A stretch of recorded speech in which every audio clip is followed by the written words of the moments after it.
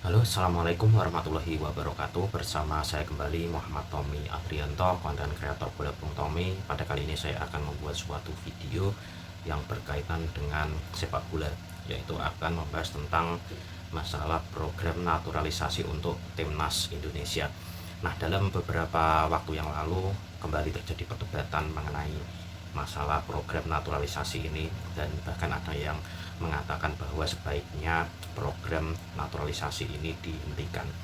Nah, apakah sebaiknya program naturalisasi ini dihentikan?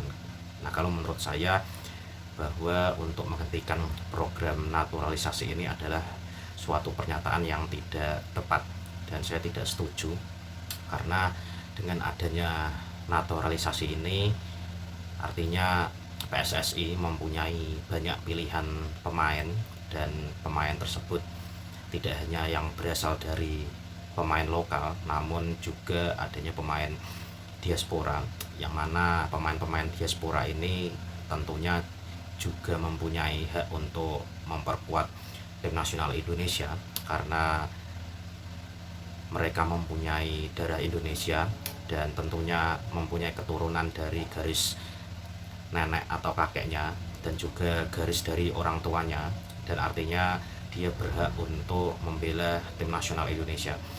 Dan naturalisasi ini tentunya juga tidak bertentangan dengan peraturan dari regulasi yang ada di Indonesia sendiri, undang-undang yang ada di Indonesia, dan juga tidak bertentangan dengan regulasi yang ditentukan oleh FIFA.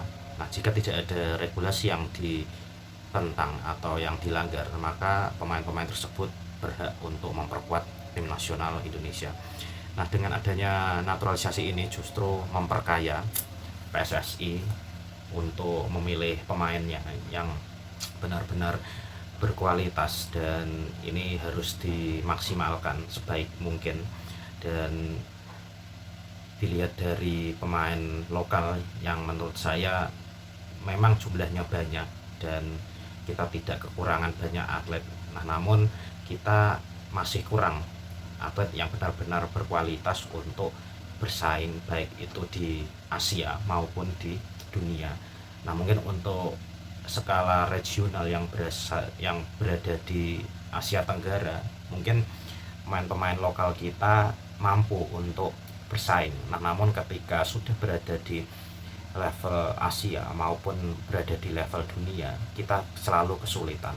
Nah, dengan adanya pemain naturalisasi ini justru bisa membantu prestasi dari tim nasional Indonesia.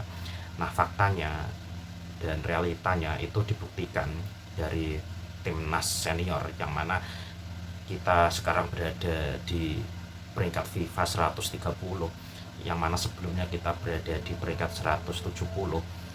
Dan itulah faktanya, adanya pemain naturalisasi bisa memberikan prestasi yang signifikan bagi kita. Tidak hanya peringkat FIFA, tapi akhirnya kita bisa tampil pada Piala Asia pada tahun 2023, setelah kita terakhir bisa tampil di Piala Asia yaitu pada tahun 2007, dan itu pun kita sebagai tuan rumah. Nah, namun setelah itu kita tidak bisa tampil kembali pada Piala Asia, dan akhirnya pada tahun 2023 kemarin kita berhasil untuk tampil di Piala Asia, dan itu suatu prestasi yang membanggakan.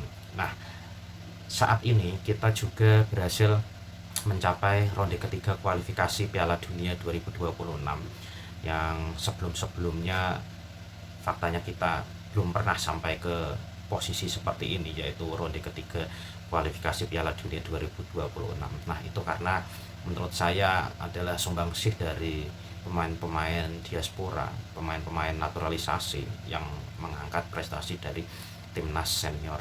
Dan untuk kelompok umur pun, pemain diaspora atau pemain naturalisasi ini juga memberikan kontribusi yang cukup bagus, yaitu seperti di U17, U20, dan U23. Dan U17, U20 kita sekarang berhasil masuk ke Piala Asia, dan pada Piala Asia U23 kita berhasil mencapai ke semifinal, dan bahkan kita hampir menembus Olimpiade.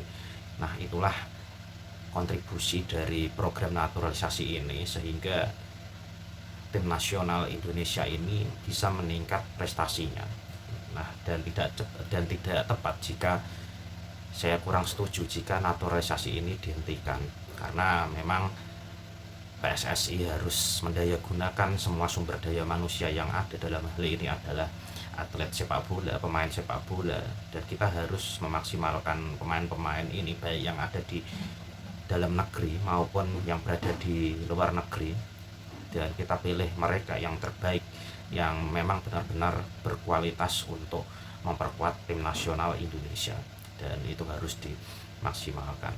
Dan memang saat ini kita juga banyak pemain lokal yang berkualitas, namun selama ini banyak pemain-pemain lokal yang kurang bisa berprestasi di skala Asia, bahkan di dunia. Dan memang di regional hanya sampai ke situ saja, kita berprestasi di regional yaitu Asia Tenggara.